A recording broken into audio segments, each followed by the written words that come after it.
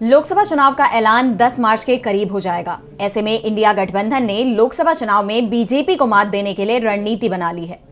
इसी रणनीति पर आगे बात करते हुए इंडिया ने सीट शेयरिंग का फॉर्मूला तय कर लिया है। लगभग सभी दलों ने कांग्रेस के साथ सीट शेयरिंग पर सहमति बना ली है।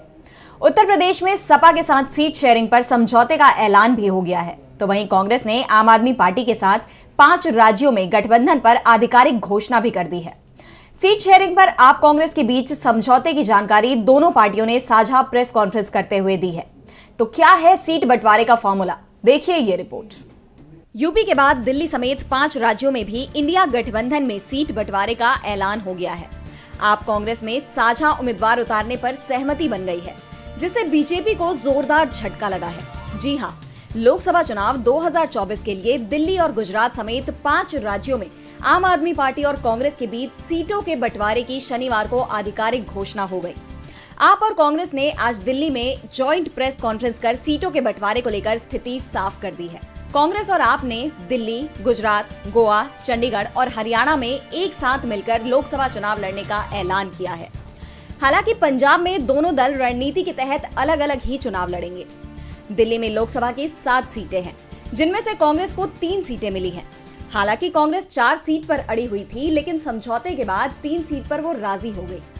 आप नई दिल्ली, पश्चिमी दिल्ली, दक्षिणी दिल्ली और पूर्वी दिल्ली से चुनाव लड़ेगी, जबकि कांग्रेस उत्तर पूर्वी दिल्ली, उत्तर पश्चिमी दिल्ली और चांदनी चौक की सीटों पर अपने उम्मीदवार उतारेगी।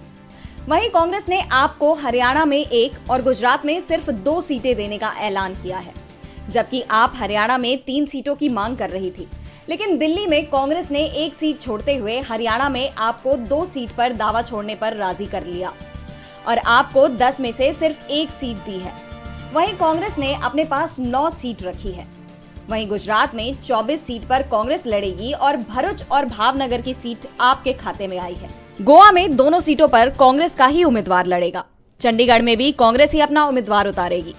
वहीं जिस तरह से आप आरोप लगा रही है कि बीजेपी के इशारे पर सरकारी एजेंसियों द्वारा आपको निशाना बनाया जा रहा है और केजरीवाल पर गठबंधन तोड़ने का दबाव बनाया है, ऐसे में इंडिया गठबंधन में सीट शेयरिंग पर बनी बात बीजेपी के लिए बड़ा झटका माना जा रहा है।